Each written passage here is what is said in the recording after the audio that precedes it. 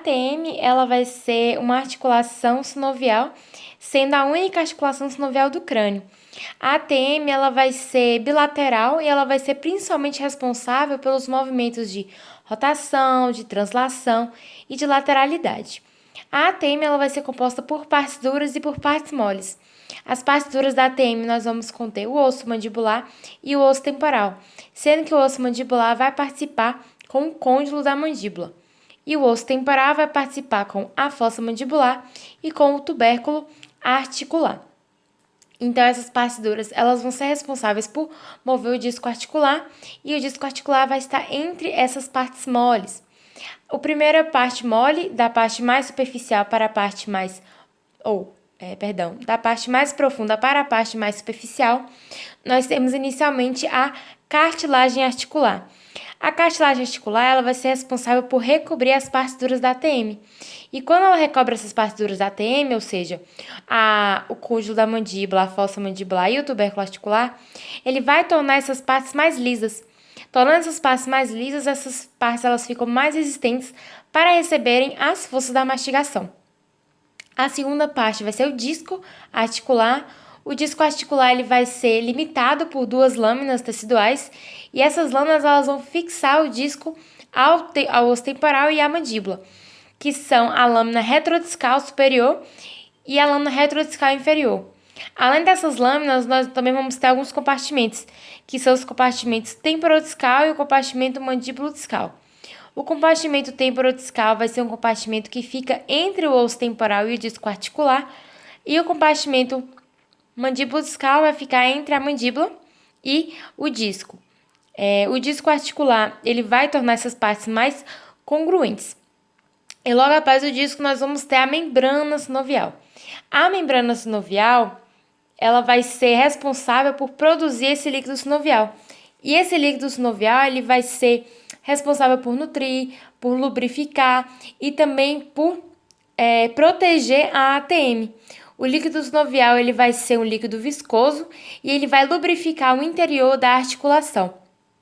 E é importante salientar também que a membrana sinovial ela vai envolver esses dois compartimentos da ATM que eu disse anteriormente, que é o compartimento temporodiscal e o compartimento mandíbulo-discal. Bom, já que tem uma cartilagem que envolve as partes duras da ATM, é necessário uma cápsula para que envolva toda essa ATM.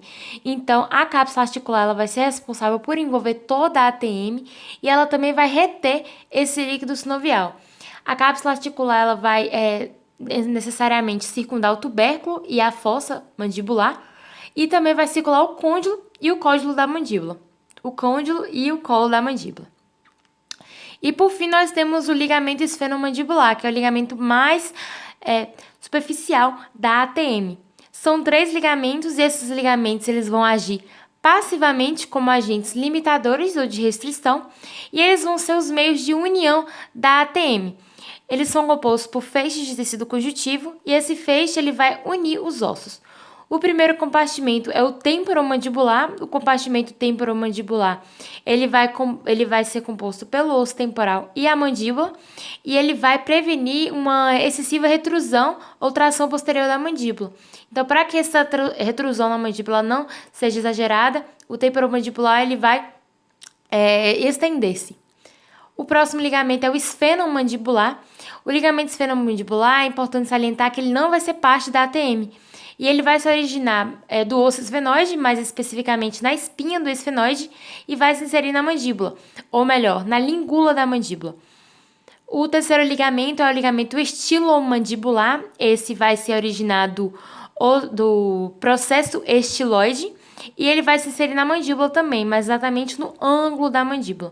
E ele vai ser responsável por limitar movimentos protrusivos. Então, esses 3 ligamentos eles são responsáveis por limitar esses movimentos da mandíbula, principalmente. A ATM ela vai ser irrigada pelos ramos da artéria carótida externa e vão ser inervadas pelo nervo mandibular. Mas, por fim, vamos falar um pouco sobre os movimentos da ATM. Os movimentos da ATM são 3. O movimento de translação, que é um deslizamento. Esse movimento de translação vai ser quando o côndilo ele percorre o tubérculo articular, ou seja, ele vai deslizar pelo tubérculo articular. Então, ele vai ter a protusão, que é quando a mandíbula vai para frente, e a retrusão, quando leva essa mandíbula para trás. E o sentido da translação vai ser pelo sentido antero-posterior. O próximo movimento é o movimento de rotação. O movimento de rotação é quando esse côndilo ele vai girar ao longo do seu próprio eixo, ou seja, ele vai ocorrer principalmente durante a abertura inicial da boca. Então, o côndilo ele vai totalmente girar em torno do seu próprio eixo. A rotação ela vai ter um sentido superior e inferior e ela vai agir principalmente no abaixamento da mandíbula e na elevação da mandíbula. Então, toda vez que a mandíbula elevar e abaixar, ou seja, na abertura inicial da boca, ela vai sofrer o processo de rotação. E por fim, nós temos os movimentos de lateralidade. O movimento de lateralidade da ATM vai ser um deslizamento lateral, em que o côndilo vai deslizar anterior e medialmente sobre esse tubérculo articular, ou então ele vai permanecer estável na fossa mandibular. A lateralidade ela vai ser principalmente na trituração de alimentos, ou seja, quando você está mastigando de um lado da boca e o outro não. Ou seja, um côndilo vai estar trabalhando, ou seja, vai ter essa contração do músculo pterigóide lateral e um côndilo vai estar em repouso. Então, é um côndilo de trabalho e um côndilo de balanceio. Lembrando que a lateralidade ela vai possuir um sentido látero-lateral. Então, é isso. Muito obrigada por assistir até aqui.